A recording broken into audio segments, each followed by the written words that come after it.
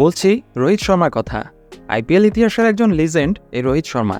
MS ধোনির পর সবচেয়ে সফল আইপিএল অধিনায়ক। এবারের আইপিএল শুরুর আগেই মুম্বাই ইন্ডিয়ান্স অধিনায়কত্ব থেকে সরিয়ে দেওয়া হয়েছে তাকে। নেতৃত্ব দেওয়া হয়েছে হার্দিক পান্ডিয়াকে।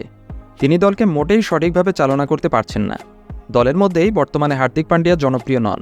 এর মাঝেই রোহিত শর্মা এক সাক্ষাৎকারে জানিয়েছেন, মুম্বাইয়ের ঘরের মাঠে খেলা থাকলে তিনি দলের সঙ্গে হোটেলে থাকছেন না। এতে জল্পনা কল্পনা তৈরি হয়েছিল, রোহিতের সঙ্গে মুম্বাইয়ের ম্যানেজমেন্টের ফাটল কি তাহলে আরও বেড়ে যাচ্ছে? সেই জল্পনার অবসান নিজেই করেছেন রোহিত শর্মা। জানিয়েছেন হোটেলে না থেকে নিজের বাড়িতেই থাকছেন তিনি। ইউটিউবের একটি অনুষ্ঠানে বলেছেন, এখন আমার হাতে অনেক সময় রয়েছে, তাই নিজের পরিবারের সঙ্গে যতটা পারি সময় কাটাচ্ছি। নিজের বাড়িতেই থাকছি মুম্বাই এলে। আগের যে 4টি ম্যাচ মুম্বাই খেলেছে ওয়াংখেড়েতে, সব ক্ষেত্রেই আমি নিজের বাড়িতেই ছিলাম। দলের বৈঠকের 1 ঘন্টা আগে হোটেলে পৌঁছেছিলাম।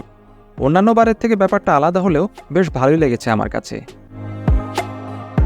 কিছুদিন আগে মুম্বাইয়ের হয়ে 12 বছর পর 100 রান করেছেন রোহিত শর্মা। তবুও চেন্নাইয়ের কাছে সেই ম্যাচ হেরে যায় মুম্বাই ইন্ডিয়ান্স। রোহিতের ইনিংস অবশ্য অনেকের মন জয় করে নিয়েছে। টি-20 বিশ্বকাপের আগে রোহিতের এই ছন্দ ভারতীয় দলের চিন্তা কমাবে বলে অনেকেই আশা করছেন।